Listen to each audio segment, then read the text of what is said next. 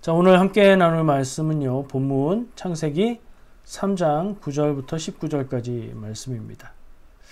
깜짝 놀랄 만큼 본문이 긴데요.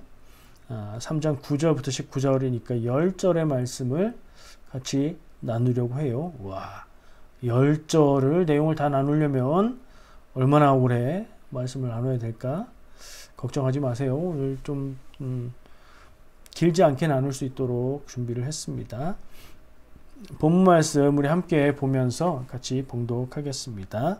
9절부터 봉독합니다. 여호와 하나님이 아담을 부르시며 그에게 이르시되 내가 어디 있느냐? 이르되 내가 동산에서 하나님의 소리를 듣고 내가 벗었으므로 두려워하여 숨었나이다.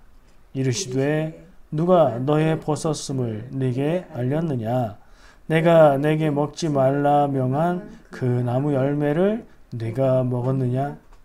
아담이 이르되 하나님이 주셔서 나와 함께 있게 하신 여자 그가 그 나무 열매를 내게 주므로 내가 먹었나이다. 여호와 하나님이 여자에게 이르시되 네가 어찌하여 이렇게 하였느냐? 여자가 이르되 뱀이 나를 꿰므로 내가 먹었나이다. 여호와 하나님이 뱀에게 이르시되 내가 이렇게 하였으니 네가 모든 가축과 들의 모든 짐승보다 더욱 저주를 받아 배로 다니고 살아있는 동안 흙을 먹을지니라.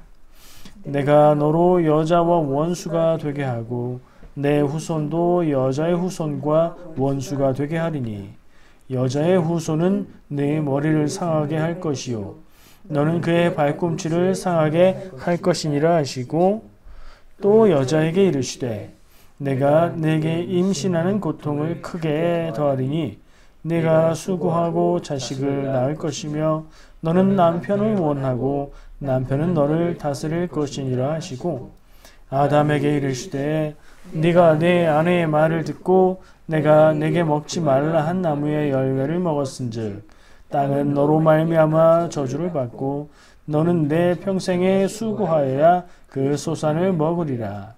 땅이 내게 가시덤불과 엉겅퀴를 낼 것이라.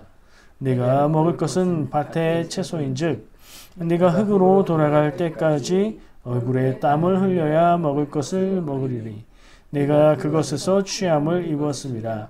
너는 흙이니 흙으로 돌아갈 것이니라 하시니라. 아멘. 예, 말씀이 좀 길었어요. 본문 말씀이 길었는데 내용이 조금 제가 읽기에는 재밌게 느껴져서 지루하진 않았을 거라는 짐작을 합니다. 내용을 요약하면 하나님이 에덴 동산을 만드시고 거기에 아담을 있게 하시고 아담의 짝으로 하와를 주셨잖아요. 이렇게 지난 얘기였죠. 그랬더니 동산에 있던 뱀이 하와를 유혹해서 하와가 하나님이 먹지 말라고 한 그 나무의 열매를 먹게 하죠. 그리고 하와는 또 남편 아담에게 그것을 먹으라고 해서 같이 먹어요. 같이 먹고 원래는 하나님이 이것을 먹으면 그날에 정령 죽으리라 이렇게 말씀하셨는데 금방 죽을 줄 알았는데 안 죽어요. 그래서 그들은 죄를 지은 것으로 인해서 하나님이 하지 말라고 한 것을 범했기 때문에 하나님에게서 숨으려고 피하죠. 자, 그때 오늘 본문 말씀에 이어지는 내용인데 하나님이 아담과 하와를 아담을 부르신다고 써 있네요. 아담을 부르시며 네가 어디 있느냐 라고 말씀을 하기 시작하십니다.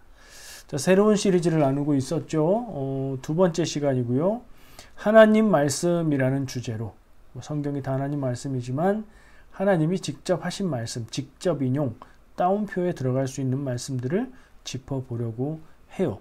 3장에서는 9절부터 19절까지 사이에 하나님이 직접 하신 말씀들이 쭉 들어있는데 이걸 굳이 구분하자니 내용도 이어지지 않고요. 분량도 많아요. 그래서 그냥 9절부터 19절까지 다 같이 읽었어요. 그러니까 내용이 좀 이어지죠. 하나님이 말씀하시는 것과 그리고 대답하는 말들이 섞여 있어요.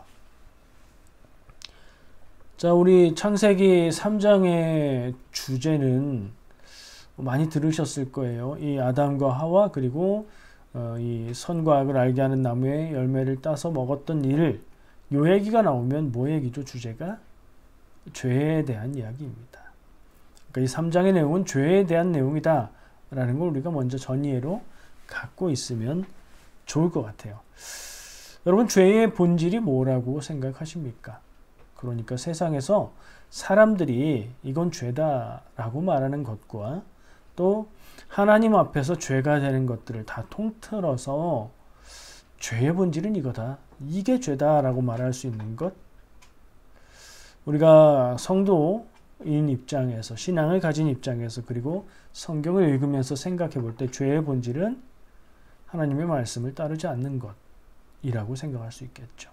오늘 본문 말씀이 그걸 보여주고 있습니다. 아담과 하와가 잘못한 것, 이건 실수가 아니라 하나님이 하지 말라고 하신 것을 한 거죠. 하나님의 뜻을 거역하고 거부하고 범한 거죠. 그게 죄다. 세상의 죄도 마찬가지, 하나님의 뜻 안에서 그 하나님의 뜻을 따르지 않고 그것을 거역하고 범하는 것, 그게 세상의 상식선에서의 죄와 교집합이 될 수 있겠다 하는 생각을 해볼 때 죄의 본질은 뭐다? 하나님의 말씀을 따르지 않는 것이다.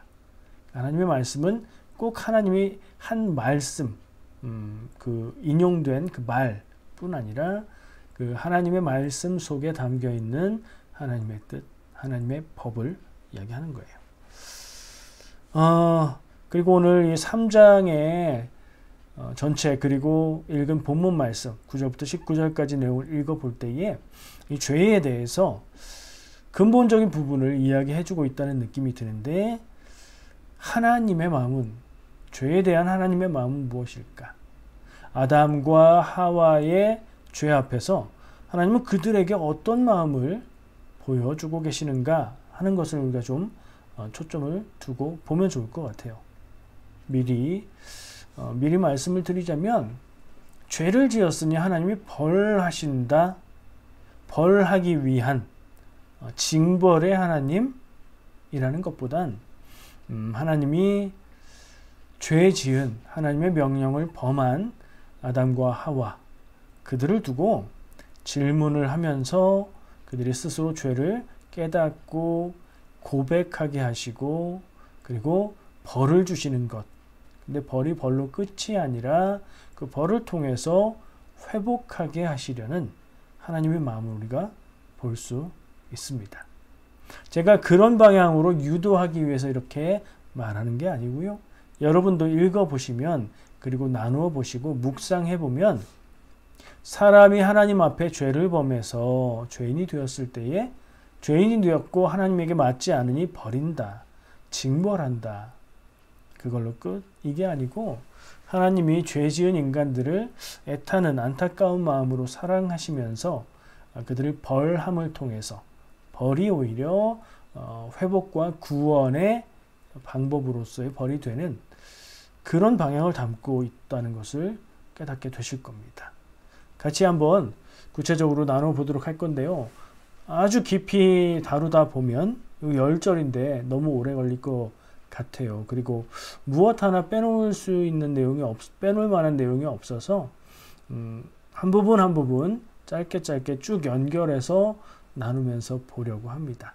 일단은 9절부터 19절까지 읽으면서 눈으로 보시면 이게 전부 다 하나님이 직접 하신 말씀이 아니라는 게 보이죠. 저는 원고에다가 글자의 색깔을 구분해서 표현을 해놨어요. 9절에는 앞에 있는 건 해설이고요. 그죠? 지문이죠. 마지막에 네가 어디 있느냐? 요것만 하나님의 말씀이죠. 10절에는 하나님이 직접 하신 말씀이 없어요. 설명이고 해설이죠. 11절에 가면 누가 너의 벗었음을 내게 알렸느냐? 내가 내게 먹지 말라 명한 그 나무의 열매를 네가 먹었느냐? 요건 하나님의 직접 말씀이죠. 요 부분들만 짚어보도록 할게요. 설명과 해설과 아담과 하와의 하나님의 질문에 대한 답변들도 의미가 있는데, 오늘은 하나님이 직접 하신 말씀들에 우선 초점을 맞추어서 나누어 보고자 합니다. 자, 그러면 제일 첫 번 하나님이 직접 하신 말씀으로 볼 수 있는 말은 뭐죠? 9절에 네가 어디 있느냐. 하나님이 아담을 부르시는 음성이에요.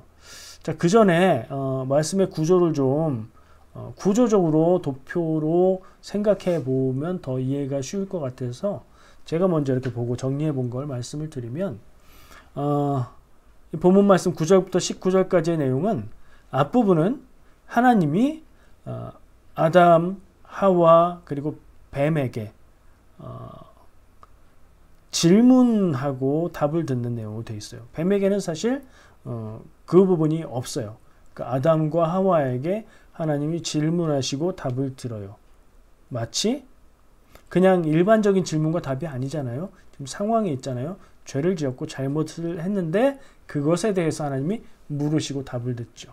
죄 짓고 잘못해서 붙잡혀서 질문을 듣고 질문에 답을 하는 거 무엇과 비슷하다고 생각이 드세요? 재판이죠. 재판. 재판에서 신문을 하는 그런 형태로 말씀이 이어지고 있는 걸 볼 수 있게 되고요. 그래서 하나님이 아담에게 물으시고 하와에게 물으시고 뱀에게 말씀하시고 이렇게 진행이 돼요. 그래서 앞부분에는 설명하는 말이 반이 넘고 하나님의 말씀은 짧고 또 거기에 대답하는 사람의 말들이 길게 나오는 거예요. 자, 그럼 앞부분이 이렇게 질문과 답으로 그러니까 신문으로 재판의 형식으로 이어졌다면 뒷부분은 우리가 내용을 기억하니까 떠올려 보면 뱀에게 하와에게 아담에게 하나님이 이렇게 될 거다 이렇게 될 거다 이렇게 되라 하고 선고는 재판에서는 원고가 죄질이 이 정도니 이만큼의 벌을 받아야 된다라고 얘기하는 건데 판결이라고 해야 되겠죠. 하나님이 재판장으로서 뱀과 하와와 아담에게 판결을 딱 하시는 그 내용이라고. 그러니까 지금 무슨 얘기하는 거냐? 신문과 판결의 구조로 이야기가 되어 있다. 이 스토리가. 그렇게 일단 구조를 가지고 그러면 질문과 답변이 있는 부분이 아담, 하와 그리고 이제 뱀으로 이렇게 이어지고 다시 역구조로 뱀에게 벌 주시고 하와에게 벌 주시고 아담에게 벌 주시는 판결의 내용으로 되어 있다. 이걸 기억하고 나누도록 하면 좋겠어요. 첫 번째 말씀 다시 돌아가서 네가 어디 있느냐. 이 상황에서는 하나님이 아담을 찾으시는 아담을 부르시는 음성이죠. 근데 우리는 이 말씀을 이렇게 보면서 생각이 조금 여러 가지 생각이 드는데 하나님이 아담이 숨어 있다고 해서 어디 있는지 모르실까? 몰라서 찾으시는 목소리일까? 아니면 거기 숨어 있지 말고 나와라 하는 뜻으로 어디 있느냐라고 물으시는 것일까? 하는 생각이 들게 되죠. 하나님의 전능성을 생각할 때 하나님은 그들이 숨었음을 알고 나오라고 부르시는 것이라는 생각을 할 수 있게 돼요. 그리고 결국엔 그건 네가 지금 왜 거기 숨어 있냐? 너 어떤 상태이길래 너 무엇 때문에 내 앞에 있지 않고 숨어 있느냐라고 말하시는 그런 질문이 되는 거죠. 바꿔 말하면 존재의 상태를 물으시는 거예요. 아담을 부르는 음성이었지만 하와를 같이 부르는 말씀이기도 하고요. 이게 아담과 하와만 지금 어디 있니? 라고 물으시는 얘기가 아니라 너희들의 상태가 지금 어떻길래 내 앞에 나오지 못하고 숨어 있는 것이냐라고 존재 상태를 묻는 것이라고 할 때에 모든 사람에게 하나님이 네가 어디 있느냐라고 물으신다는 그런 상상을 해보면 너의 존재가 지금 어떤 상태이냐? 너의 영혼이 지금 어떤 상태냐? 라고 질문하심으로써 스스로 돌아보고 그 답을 생각할 수 있게 해주는 그런 질문을 주고 계신 거다. 저는 그렇게 봅니다. 2023년 현재 지구상에 살고 있는 인류를 향해서 하나님이 네가 어디 있느냐라고 물으신다면 어떤 의미일까요? 사람들아, 세계 평화를 이루었느냐? 인류의 발달 정도가 인류가 하나님의 뜻, 나의 뜻을 따라오고 할 수 있는 정도가 그렇게 가고 있냐? 지금은 어느 정도냐? 라고 물으시는 질문처럼 들리기도 합니다. 세계 평화는 이루었느냐? 가난과 불평등의 문제는 해결했느냐? 전쟁으로 인해서 멸망하게 될 위협은 해결했느냐? 더욱 나에게 하나님께 가까이 가는 길 위에 서 있기는 한 것이냐? 라는 질문으로까지 확대해서 의미를 생각할 수 있는 거죠. 다시 개인적으로 적용을 해볼 때 여러분 스스로 한번 생각해 보면 좋을 것 같아요. 하나님이 나에게 네가 어디 있느냐라고 물으신다면 그것은 나 스스로의 입장에서는 내 인생의 상태와 있는 자리는 어디인가 라는 질문이 되는 거죠. 나이가 몇 살이냐, 얼만큼 이뤘냐 이런 얘기가 아니라 내 영혼의 상태가 지금 어떤가 하는 질문인 거죠. 제가 아주 중요한 이야기를 하고 있습니다. 여러분 스스로 한번 질문해 보시기 바랍니다. 나의 인생에 있어서 지금 나의 영혼은 어디에 있는가?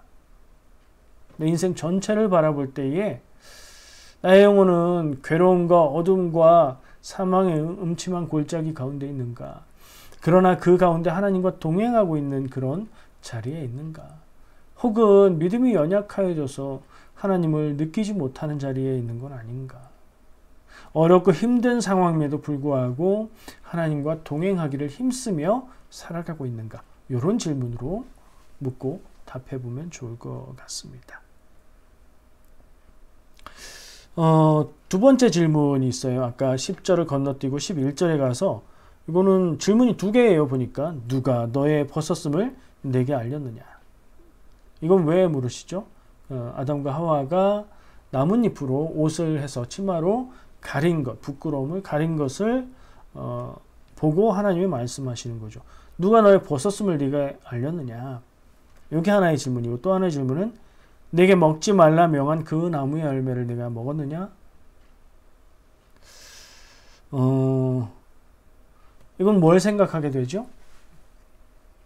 이 앞에 보면 사람들이 이 아담과 하와가 벗었으나 부끄러워하지 않았다 하는 말씀이 있어요. 그러니까 그런 상태였던 거예요. 뭐 옷을 벗고 있는 상태였으나 부부간이고 거리낌이 없는 상황이고 순수한 상태였기에 서로 부끄러운 게 아니에요. 근데 옷을 벌거벗은 게 부끄러움이 되는 상황은 뭐죠? 사회가 이루어지고 규범이 있고 사람들이 사람들을 만나며 바깥에 공공에 퍼블릭에 나타나게 될 때는 옷을 갖추어 입어야 된다 하는 이 의식이 생겼을 때 그런 생각이 있고 나서야 벌거벗은 게 부끄럽다는 생각이 있게 되는 거죠. 가치 판단이죠. 너네 이전에는 벌거벗었지만 너네들끼리 서로도 그리고 나와 관계에 있어서도 부끄러움을 느끼지 않았는데 너희 왜 이런 변화가 생겼지? 이 부끄러움은 어디서 온 거냐? 누가 너희에게 그것을 알려줬느냐? 아니 알려준 것이 아니라 너희가 선악을 알게 하는 나무의 열매를 따 먹고 나서 생긴 변화가 아니냐? 라고 이 두 가지 질문을 연달아 하시는 거예요. 이어진 질문이에요. 죄의 본질에 대해서 더 깊이 얘기하시는 것 같아요. 우리의 죄에 대해서 언급하는 거죠. 아담과 하와는 죄로 인해서 하나님이 하지 말라고 한 것을 범한 그 죄로 인해서 부끄러워서 숨었어요. 두려워서 숨었어요. 하나님을 대면하기가 두려웠어요. 그러나 하나님의 부르심 앞에 나갔는데 이미 그들의 모습은 변해 있었던 거예요. 왜요? 죄 때문에. 그리고 그 죄는 그 나무의 그 나무의 이름처럼 선과 악을 알게 하는 나무, 그 열매를 먹었을 때에 그것을 선악을 판단하고 가치를 가지고 사람들이 하나님의 일을 범하는 그런 모습이 된 거죠. 그래서 이게 이어지는 거예요. 가장 두려운 질문, 잘못한 그것을 이제 찝어서 물어보시는 겁니다. 어린아이가 집에서 화병을 깨뜨리거나 사고를 쳤는데 막 숨겨놨겠죠? 부모님이 돌아오셔서 잘 있었니? 하다가 여기 있던 이건 어디 갔니? 라고 물으면 막 뜨끔한 것 같은 그 심정, 잘못해서 조마조마 그 얘기가 나올까봐 조마조마한 그 부분을 얘기하는 하나님의 음성입니다. 내게 먹지 말라 명한 그 나무의 열매를 네가 먹었느냐? 죄에 대해서 직접 물으시는 하나님의 음성. 왜? 이렇게 가는 게 우리가 잘못된 상황에서는 당연한 순서인데 왜 말씀은 하나님이 점진적으로 어디 있느냐라고 찾으셨다가 누가 너의 벗었음을 너에게 알렸느냐라고 물으셨다가 네가 먹지 말라고 명한 그 나무의 열매를 먹었느냐라고 직접적으로 한 번에 말하지 않고 하나님은 점차적으로 그 본질적인 질문으로 그렇게 가실까요? 두려움을 좀 완화해주는, 충격을 줄여주는 그런 마음이지 않을까요? 잘못한 것을 결국 얘기해야 되지만 그 두려움 앞에 있는 영혼들을 하나님은 긍휼히 여기고 계시는 것이라는 인상을 받게 돼요. 자, 그 다음 질문은 뭐죠? 네가 어찌하여 이렇게 하였느냐? 누구한테 말하는 거예요? 12절에 아담이 변명해요. 여자가 내게 줘서 먹었습니다. 13절에 보면 여자에게 이르시되 하와에게 물으십니다. 네가 어찌하여 이렇게 하였느냐? 이것은 이제 선과 악을 알게 하는 나무의 열매를 먹은 그것에 좀 더 구체적인 것에 대해서 묻는 거지요. 이때쯤 되면 만약에 우리가 신문을 받게 된다, 뭔가 잘못한 게 있어서 그것을 드러내며 그 상황에 대해서 고백해야 된다. 그 상황이라고 상상을 해보면 이제 숨김없이 다 드러내야 되는 단계까지 물으시는 거예요. 그렇죠? 상황이 어떻게 된 것이냐? 아담아, 네가 왜 그걸 먹었느냐? 아담은 하와가 주어서 먹었습니다. 물론 하나님이 내게 주신 저 여자 안에 하와가 줘서 먹었습니다라는 그 답변에 대해서 할 얘기가 많이 있지만 오늘은 거기에 초점이 있지 않으니까 넘어가고요. 하와에게 물으시는 거예요. 다시 한번 좀 더 구체적으로 책임에 대해서 물으시는 거고, 어찌하여 그렇게 하였느냐? 이건 뭘 말하는, 어떤 대답을 원하는 질문일까요? 너 왜 그랬니? 잘못한 것은 이미 드러났어요. 잘못의 구체적인 원인과 책임 있는 사람도 드러났어요. 그때는 어쩌다가 그랬니? 어떻게 된 일이니? 이런 질문이 아니라 왜 그랬느냐? 라고 물으시는 거예요. 하와에게 어찌하여 이렇게 하였느냐? 라고 물으십니다. 이때 말해야 되는 건 뭐예요? 정직한 답변이죠. 이런 상황에서 여기까지 와서도 정직한 답변이 아니라 그게요, 제가 막 이렇게 변명을 한다든가, 다른 뭔가, 뱀이 꿰었으므로 뱀에게 제가 속아서 먹었습니다라는 얘기를 실제로 하는데, 이 정도 질문까지 오면, 제가 잘못했습니다. 라는 고백이 나와야 될 때죠. 이렇게 하나하나 마치 조사하는 사람이 집요하게 질문을 통해서 사실을 밝혀내고 그것을 말하는 자나 듣는 자들이 어떻게 된 상황인지를 다 밝히 알게 되는 그런 재판의 과정처럼 쭉 진행하면서 왜 그렇게 했느냐를 물으시는 하나님의 의도는 뭘까요? 저는 그 부분을 생각하게 됐습니다. 질문을 하시죠. 질문을 하지 않으실 수도 있어요. 내가 이것을 먹으면 다른 모든 것은 다 마음대로 먹어도 되는데 이것은 먹으면 그날에 당장 죽는다고 했지, 이제 변명이 필요 없다, 죽어야 된다 라고 그런 태도로 하실 수도 있었죠. 그렇게 하지 않으셨어요. 하나하나 물으시고 이유를 찾으시고 책임을 확인하셨어요. 왜요? 몰라서 그러셨을까요? 하나님의 전지하심을 고백하는 우리의 입장에서 볼 때는 하나님이 모르지 않으실 텐데 이렇게 물으시는구나 이런 생각이 들고요. 결국에 이건 뭐죠? 자기가 고백하라는 기회를 주시는 거예요. 끝까지 거짓말을 하는 경우도 있겠죠. 그러면 그 받아야 되는 벌이 더 커지는 걸 거예요. 부모가 되어보면 아이들이 잘못을 했을 때에 혹은 가르치는 입장이나 윗사람의 입장에서 배우는 사람이나 아랫사람들의 잘못이나 어려운 상황을 밝혀내고 추궁하고 이야기하게 될 때 어떤 상황인지 파악이 딱 되고 나면 책임 소재를 거의 대략 짐작을 하죠. 특히 부모 자녀 간에는 거의 알아요. 아는데 왜 또 끝까지 묻죠? 네가 한 거야. 네가 했어. 너 벌 받아. 이렇게 하지 않잖아요. 누가 했지? 이거 어떻게 된 거지? 라고 묻죠. 제가 그랬어요. 제가 잘못했어요. 라는 고백을 할 기회를 주는 거예요. 하나님은 아담과 하와 그리고 뱀까지 놓고 재판을 하는 자리에서 사실은 뱀은 하나님을 대적하는 존재이기 때문에 사탄이기 때문에 뱀에게는 이렇게 변명한 변론할 기회가 주어지지 않아요. 그냥 바로 선고하고 판결하시는데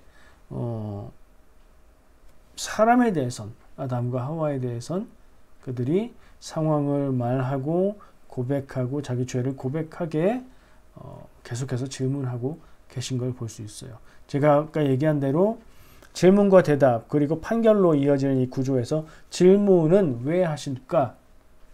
고백하게 하시려고. 그렇죠? 스스로 고백하게 하시려고. 그 과정에서 스스로를 돌아보게 될 것이고 그 잘못과 죄를 깊이 생각하게 될 것이고 그것을 깨닫고 하나님 앞에 자기 입으로 고백하게 될 것이니까요. 그리고 거기에서 한 발만 더 나가면 고백하고 참여하며 회개하는 단계로 나갈 수 있잖아요. 하나님은 그 길로 아담과 하와가 따라오기를 바라면서 이런 질문들을 통해서 신문을 통해서 그들을 이끌어 가고 계신 것 같아요. 그리고 이 아담과 하와는 그들뿐 아니라 모든 사람을 대표하는 인물들이죠. 그러니까 하나님이 사람에 대해서 사람의 죄에 대해서 어떤 마음을 가지실까? 스스로 사람이 죄를 깨닫고 하나님 앞에 그것을 자백하고 고백하고 회개하는 그 길로 나가기를 하나님은 원하신다. 이런 생각까지 해보지 않을 수가 없네요. 여러분은 어떠십니까? 여러분의 그 마음과 생각 속에 하나님은 잘못하면 벌 주려고 그 잘못하기만을 기다리는 그리고 벌 주시는 무섭고 잔인한 하나님은 아니신가요? 심리학자들이 그리고 신학자들이 생각하고 연구한 게 있는데요. 하나님을 우리가 아버지라고 부르고 고백하기 때문에 어렸을 때의 아버지와의 관계가 하나님 상을 형성하는 데 영향이 크다. 아버지와 관계가 좋지 않으면 하나님과 관계가 좋기가 어렵고 만약에 아버지가 안 계셔서 아버지의 부재가 있다면 하나님과의 관계를 형성하기가 또 어렵고 아버지와 친밀한 관계를 가지고 있다면 하나님과도 친밀한 관계를 형성하는 데 훨씬 수월하다는 그런 이야기들을 하고요. 저도 그렇게 느낍니다. 그러나 거기에 절대적으로 매여 있는 건 아니에요. 그러니 아버지와 관계가 안 좋고 아버지와 안 친했어 이렇더라도 절망하실 건 없어요. 우리가 이것을 깨닫고 우리 하나님은 내 육신의 아버지보다 더 완전하신 분이기 때문에 연약함도 부족함도 또 사랑과 자비의 마음도 부족하지 않으신 그런 하나님임을 우리가 깨닫고 나가면 돼요. 자, 그럴 때 이 하나님이 계속해서 죄에 대해서 고백하도록 질문하는 게 무서운 아버지, 무서운 하나님을 생각하고 있다면 잔인하게 느껴지실 거예요. 근데 오늘 이게 다른 얘기라고 보셔야 되는 게 고백하고 벌을 받고 용서받고 회복되라고 기회를 주시는 하나님의 사랑이라고 생각하고 읽어 보시기를 바랍니다. 자, 이제 심판의 부분으로 갈게요. 심판이라는 전체적인 것을 생각하면서 제가 말씀을 묵상하고 이렇게 정리해 본 내용은 사람이 스스로 돌아보고 반성하며 고백할 수 있으나, 그렇죠? 하나님이 질문을 하시면서 그런 그 인도하는 방향을 가지고 얘기하셨죠. 죄를 돌아보고 반성하고 깨닫고 고백하고 회개까지는 할 수 있어요, 사람이. 근데 그것으로 인한 문제를 해결하는 것은 하나님에게 달렸다 라는 결론을 우리가 생각해야 된다. 저는 그런 생각을 하게 돼요. 상황이 파악됐고요. 문제가 확인이 됐고요. 책임이 어디 있는지, 누가 잘못했는지가 다 드러났어요. 그러면 어떡하겠니 하면서 사람에게 답을 구하는 것이 옳지 않을까요? 근데 하나님은 그렇게 하지 않으십니다. 다 밝혀지고 나서, 다 고백하고 나서 하나님은 판결을 하십니다. 결정은 하나님의 몫인 거예요. 해결은 하나님이 하시는 거예요. 결론은 하나님께 있는 겁니다. 여러분, 자녀들을 양육할 때에 자녀들을 책임 있는 자녀로 키우겠다고 하나하나 다 물어서 그래, 네가 뭘 잘못했는지 알겠지? 까지는 좋은데 그 다음에 자, 그러면 네가 그 잘못한 것을 어떻게 책임지겠니? 라고 묻는 건 좀 무리가 된다는 생각을 할 필요가 있을 것 같기도 하네요. 자, 심판을 보겠습니다. 첫 번째 심판, 뱀. 헷갈리지 말아야 돼요. 뱀으로 표현되어 있지만 이것은 사탄이에요. 동물 뱀에 대한 이야기인 것처럼 이렇게 섞여 있긴 한데 우리가 그 구분해서 볼 필요가 있어요. 이렇게 말씀하십니다. 뱀을 향해서 네가 이렇게 하였으니 내가 모든 가축과 들의 모든 짐승보다 더욱 저주를 받아 배로 다니고 살아있는 동안 흙을 먹을지니라. 뱀이 흙을 먹나요? 흙 위를 이렇게 미끄러져 다니긴 하는데 뱀 흙 먹지 않습니다. 그럼 하나님이 왜 이렇게 말씀하셨을까? 이 말씀의 의미를 생각해야죠. 다른 모든 짐승보다 더욱 저주를 받아. 그러니까 뱀이 다리가 없이 몸으로 기어 다니고 땅을 그러다 보니 이제 흙을 먹는다. 이런 표현은 그 같은 동물들 중에서 낮고 비천한 그런 처지가 된다. 저주를 받는 상태가 된다. 이런 표현인 거예요. 그러나 아까 얘기한 대로 이게 정말 동물 뱀에 대한 얘기로 규정되어야 될 게 아니라 사탄에 대한 그런 규정으로 우리가 생각하고 이해해야 됩니다.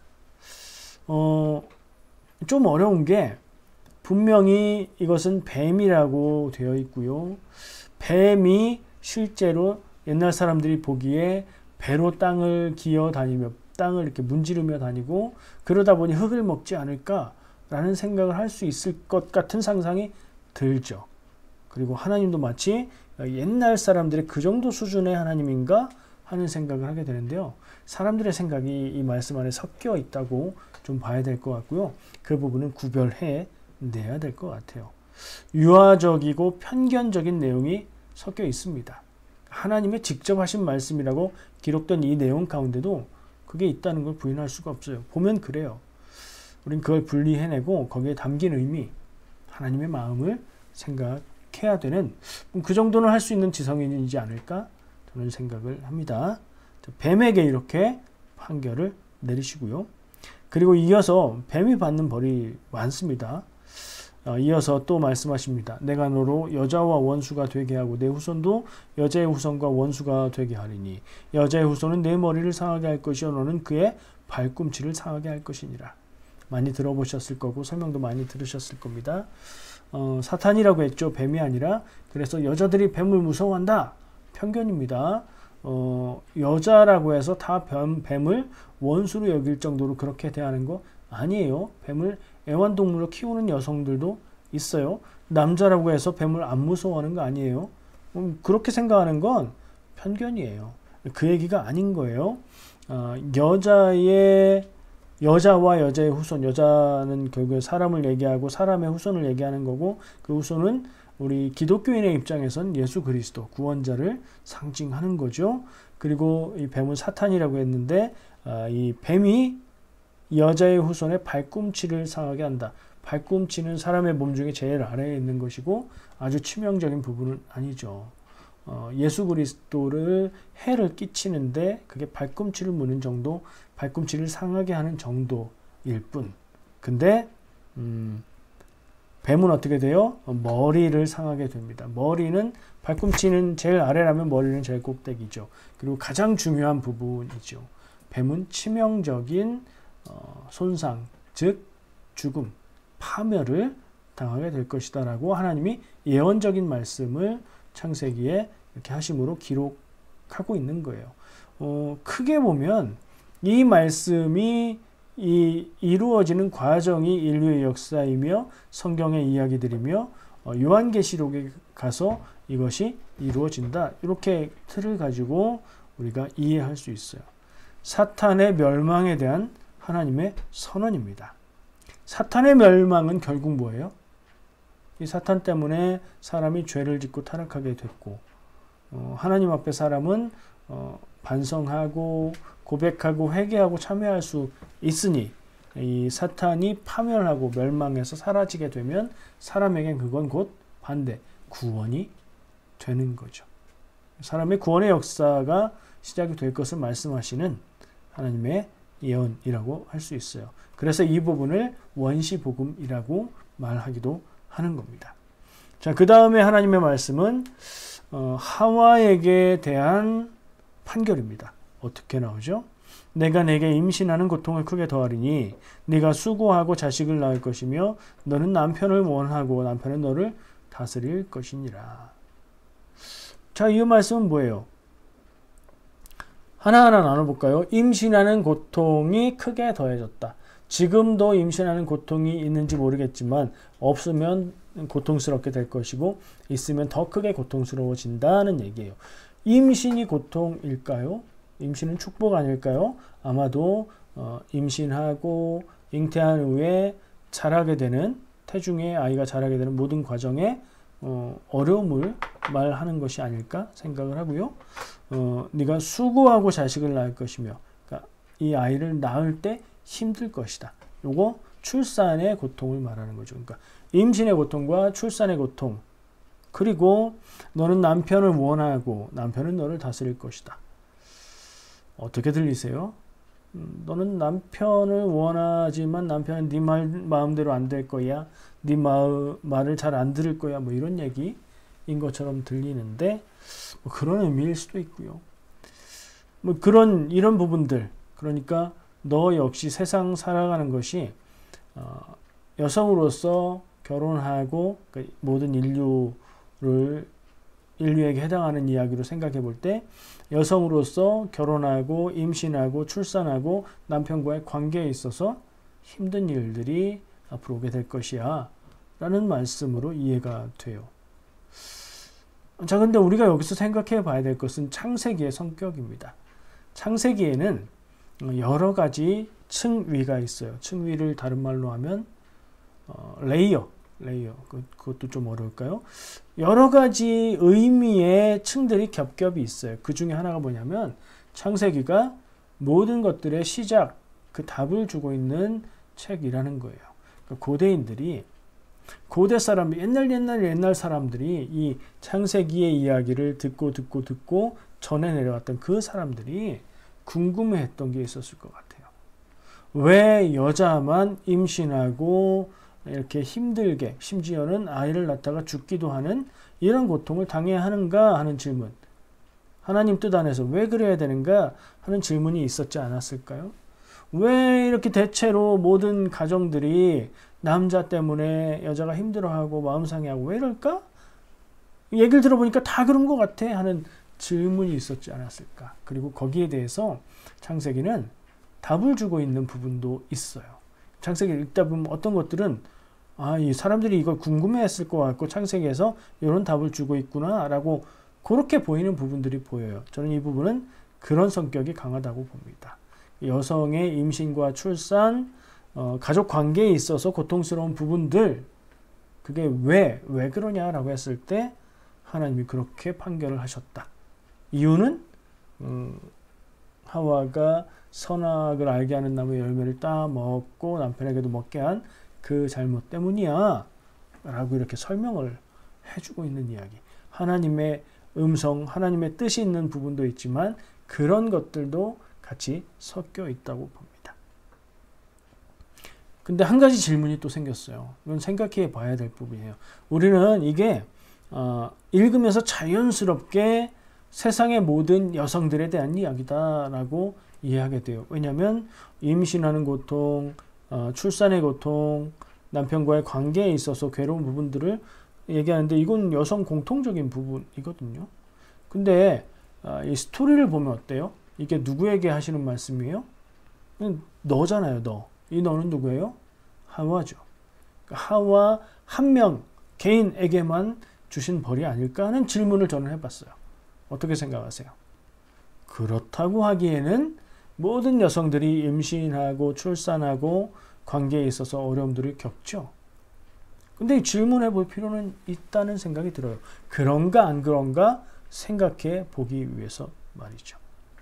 그리고 아담에 대한, 이제 다음에 보게 될 아담에 대한 이야기들을 볼 때도 이거는 한 개인에 대한 얘기가 아니라 인류 전체에 대한 얘기다 라고 보는 게 맞는 것 같아요. 이거 잘 판단해야 되는 게 이 아담과 하와의 선과 악을 알게 하는 나무의 열매를 따먹고 지은 죄, 이걸 흔히 뭐라고 얘기하죠? 원죄라고 얘기하죠. 그리고 설명하기를 이들이 그것을 그렇게 범한 그 원죄 때문에 우리가 죄인이고 우리가 그 죄를 물려받았다. 우리가 그래서 죄인으로 산다. 이런 설명들을 합니다. 근데 성경은 뭐라고 말해요? 그렇다고 말해요? 안 그렇다고 말해요? 아니라고 말도 하고요. 그렇다고도 말해요. 무슨 얘기예요? 성경의 많은 부분들이 부모의 죄가 자녀들에게 대물림 되는 게 아니다 라고 이야기하는 말씀들이 있고요. 그러나 또 많은 부분들이 부모의 죄가 자녀와 무관하지 않다는 얘기를 하고 있기도 합니다. 성경에서 다른 얘기들을 하고 있는 경우가 많은데 그것은 이 두 이야기가 충돌하는 게 아니라 잘 살펴보면 말하고 있는 경우가 달라요. 그래서 이 적용을 할 때에는 우리가 깊이 생각하고 적용을 해야 됩니다. 뭐 조금 새 나갔는데 다시 돌아가서 이거는 인류에게, 여성에게 주어진 것들에 대한 부분이다 라고 일단은 생각하죠. 자, 그리고 마지막 부분 되게 길어요. 일단 분량에서 17절, 18절, 19절 전체가 아담에 대한, 그리고 남성에 대한 징벌로서, 죄에 대한 벌로서 기록이 되고 있는 것으로 보여요. 내용을 읽어볼게요. 네가 내 아내의 말을 듣고 내가 내게 먹지 말라 한 나무의 열매를 먹었은즉 땅은 너로 말미암아 저주를 받고 너는 내 평생에 수고하여야 그 소산을 먹으리라. 농사 짓는 거에 대한 암시로 보이는데 농사를 지어서 먹으려고 하지만 땅을 통해서 식생활을 해결하려고 하겠지만 이렇게 쉽지 않다. 잘 안 된다.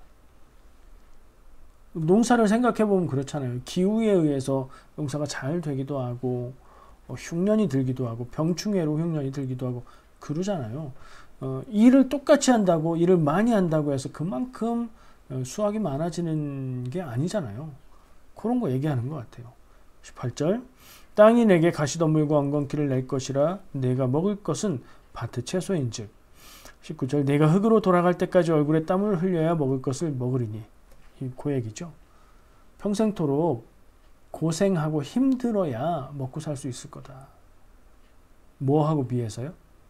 에덴 동산에 있을 때하고 비교하는 거예요. 이거는 하나님이 사람을 위해서 만들어 놓으신 에덴 동산, 이게 지금 어디 있을까 찾는 사람들도 있다고 하죠. 그 의미 없는 일이에요. 그거 있었다고 해도 다 변했을 거예요. 우리가 들어가서 막 낙원으로 살 수 있는 뭐 그런 거 없어요. 그런 걸 찾을 일이 아니에요. 그러나 어쨌든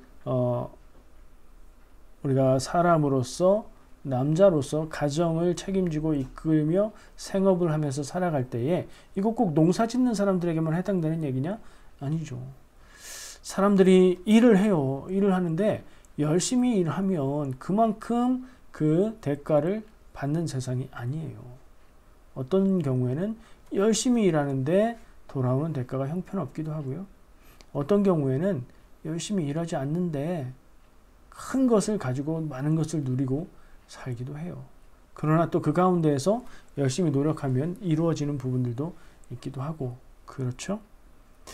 그런 세상, 지금 우리가 살면서 경험하고 있는 세상의 인생에 대해서 생각해 볼 때 산다는 게 왜 이렇게 고달프고 힘들고 어려운가 하는 질문에 대한 답이 여기 있는 것. 아까 얘기한 것처럼 창세기가 모든 시작, 처음 질문에 대한 답을 주고 있는 책의 성격에 해당하는 부분들이 여기 나타나 보여요. 세상 사는 게 왜 이렇게 만만치 않고 힘들까? 왜 이렇게 고달플까? 옛날 사람들은 지금에 비해서 더 했겠죠? 툭 하면 말 탄 사람들이 쳐들어와서 다 빼앗아 가고 우리를 죽이고 이런 일들이 흔히 있었을 거 아니에요. 약한 사람들은 늘 당하면서 살고. 질문이었을 거예요.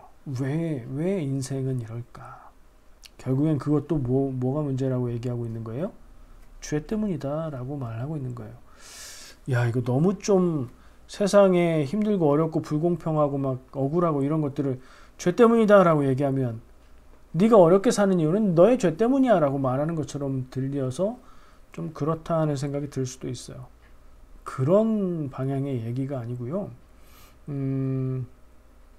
사람들이 살기 어려운 이유는 어떤 사람들, 특정한 사람들이 더 많은 것을 누리고 빼앗고 정당하지 않게 하기 때문에 마땅히 받아야 될 것을 받지 못하는 일들이 생기기 때문이다 하는 생각을 해볼 수 있어요. 그리고 거기에 들어있는 인간의 죄, 그런 거 볼 수 있죠. 지금 세계가 기후 위기로 많은 재앙들을 겪고 있어요. 매년 매철 예전에 없었던 그런 큰 일들이 일어나고 있어요. 왜 그럴까? 자연재해인가? 자연재해이기도 하지만 일면에서는 환경을 파괴하고 자연에 있는 것들을 너무나 함부로 사용하고 파괴했던 대가가, 환경 파괴의 대가가 이렇게 돌아오는 거다, 이런 얘기를 하죠.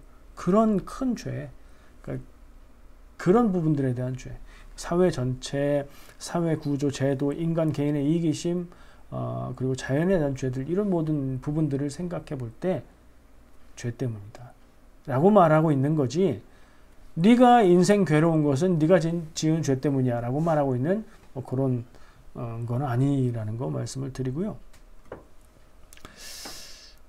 지금 나누고자 하는 말씀들은 다 살펴봤어요. 다들 아신 내용이었겠지만 한번 쭉 다시 보면서, 그리고 생각하지 못했던 것들이 있었을 수도 있었을 거라는 생각도 들고요. 하나 높아심으로 또 나누고 싶은 얘기가 있어요. 결론부터 내리고요. 나누도록 할게요. 결론은 그래서 이 말씀들의 의미, 이 말씀들에 담긴 하나님의 마음은 뭐냐, 이런 질문으로 질문에 답을 하면서 정리를 해야 될 것 같아요.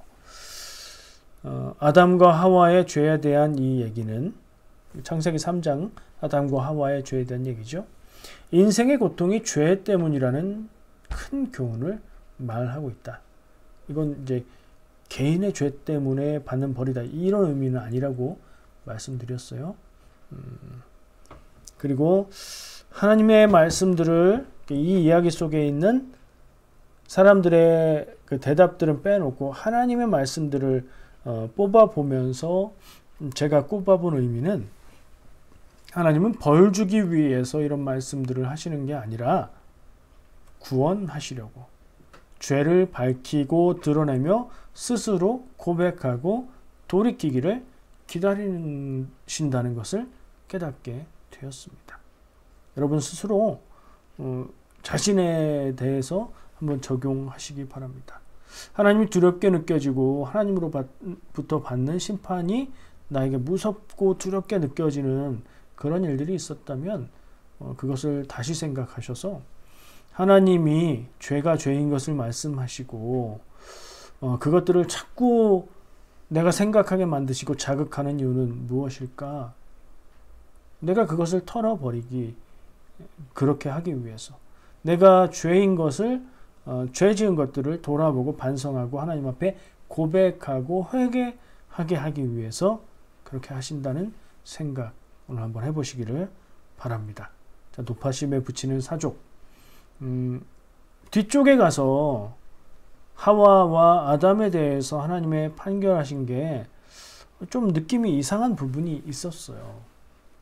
물론 그 부분이 인간의 삶의 고통과 고난과 고달픔, 어려움들이 무엇 때문이냐, 죄 때문이다, 이게 연결되는 것이고, 그리고 결국에 이제 그 죄를 해결하고 하나님이 창조하신 모습 그대로 회복되기를 바라시는 하나님의 뜻으로 보면 그냥 이제 넘어갈 수 있는데, 남성 여성에 대한 부분으로 잘못 해석할 수 있다는 생각이 들어서 사족을 붙여봅니다.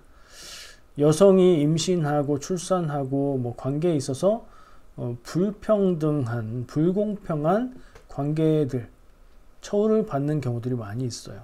이런 걸 놓고 하와가 그것을 먼저 먹고 아담에게도 주어서 먹게 했기 때문에 여성들이 그런 벌을 받는다라고 연결해서 해석하는 것은 잘못된 생각입니다. 그렇게 해석할 일은 아닙니다. 남성과 여성의 모습이 다르고 할 수 있는 것, 할 수 없는 것이 또 차이도 있겠고 뭐 그렇긴 하지만, 특히 옛날의 시대에는 신체적인 차이에 의해서 할 수 있고 없고 이런 게 극명하게 차이가 났고요. 신체적인 힘과 능력이 굉장히 중요하던 시대도 있었죠. 그러나 지금은 그런가요? 힘이 필요한 일은 기계가 해주고요. 능력이 필요한 것은 컴퓨터가 해주는 시대죠. 이제 남자와 여자의 생물학적 차이는 큰 의미가 없는 시대가 됐습니다. 그래서 이 말씀을 남성, 여성을 나누고 가르고 뭐 이런저런 얘기로 연결해서 해석하는 것은 지금 세상 우리의 삶에는 맞지 않는 해석이에요. 어떻게 봐야 할까요? 그러면 인간 전체, 인류 전체를 향한 하나님의 판결로 들으면 돼요. 물론 임신과 출산은 뭐 아직은 남성이 할 수 없는 것이고 여성만이 할 수 있는 일이지만 전체적으로 바라보면서 인간의 인생이 힘들고 어렵고 고달프고 억울하고 뭐 이런 일들이 많은 이유 무엇일까 우리가 생각해보고 그것을 죄로 풀어보는 이야기, 그것의 잘못된 방향이 아닌 긍정적인 방향들을 우리가 생각하고 묵상해 보고, 그리고 결국에 우리가 하나님의 창조하신 모습 그대로 망가진 인간이 아니라 원래의 좋은 모습의 인간으로 회복되어져 가는 것, 내 삶이, 너의 삶이, 우리의 삶이 그렇게 돼 가야 되겠다는 그런 이상을 한번 같이 바라보며 말씀을 기억하면 좋을 것 같습니다. 기도하겠습니다.